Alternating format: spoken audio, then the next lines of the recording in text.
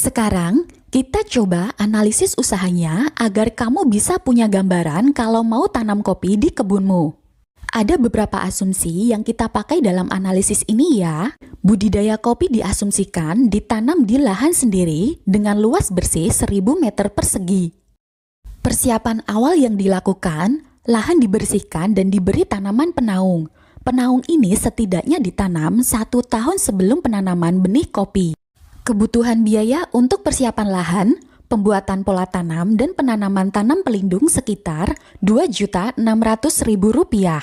Kemudian, dibuat lubang tanam sejumlah 160. Pembuatan lubang tanam ini setidaknya 2 bulan sebelum tanam, atau lebih dari 2 bulan juga akan lebih baik. Lalu, tanah hasil galian diberi campuran pupuk organik dan dikembalikan lagi ke lubang tersebut. Setelah memasuki awal musim hujan, bisa dilakukan penanaman, dan bisa juga diikuti dengan pemupukan serta pemberian pestisida jika diperlukan. Diupayakan, penanaman dilakukan pada saat curah hujan cukup tinggi, tapi saat musim penghujan seringkali hujan berhenti beberapa hari. Dan untuk mengantisipasi rendahnya curah hujan, bisa dilakukan penyiraman. Di musim hujan, pertumbuhan gulma biasanya cukup cepat, sehingga pembersihan gulma perlu dilakukan sebelum dan setelah penanaman, terutama yang ada di sekitar lubang tanam. Biaya yang dibutuhkan pada tahun pertama ini sebesar Rp7.426.400. Pemeliharaan di tahun kedua, hal yang harus diperhatikan salah satunya ketersediaan air di musim kemarau. Tanaman yang masih muda perlu diberi air secara intensif agar tingkat kematian bisa ditekan. Selain itu, perlu dilakukan pengendalian gulma dan diikuti dengan pemberian pupuk. Pupuk organik dan pupuk kimia dapat diberikan di awal musim hujan. Lalu untuk pemberian pestisida disesuaikan dengan kondisi serangan OPT.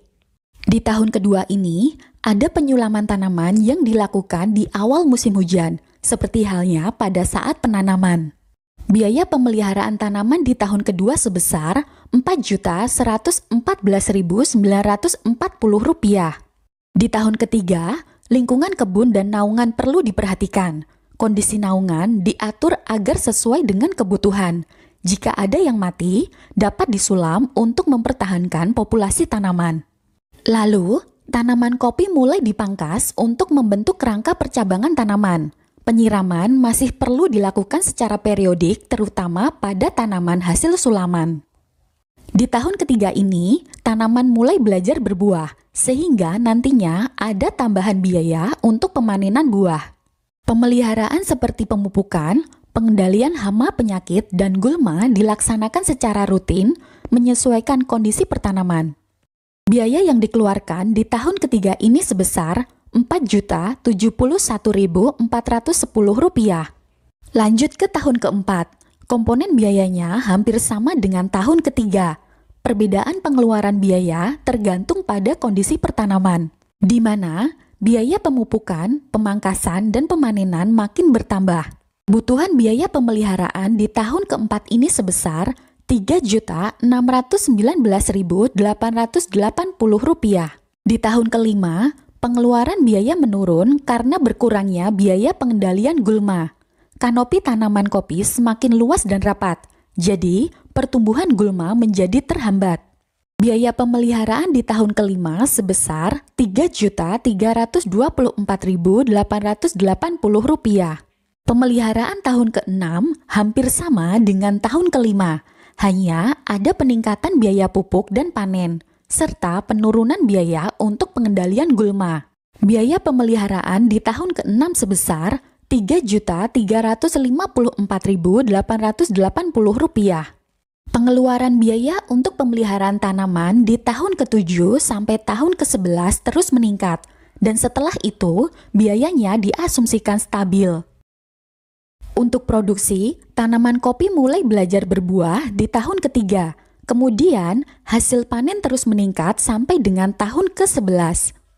Dan produksi diasumsikan tetap stabil hingga tahun ke-16.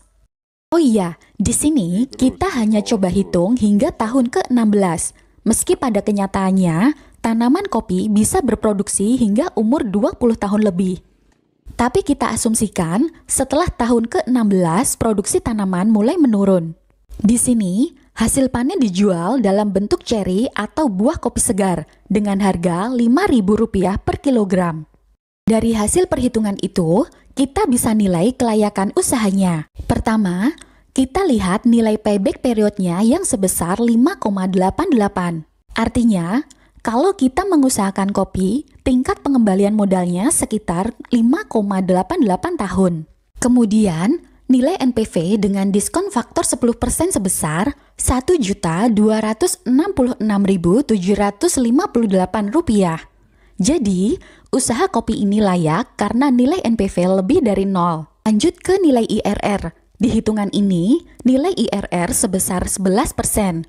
Kalau kita bandingkan dengan suku bunga kredit investasi atau modal kerja saat ini, yaitu di bawah 10%, usaha kopi ini bisa dikatakan layak untuk dijalankan. Apalagi jika kita melihat tingkat suku bunga deposito yang makin menurun. Lalu, nilai net B per C rasio dengan DF 10% yaitu 1,089.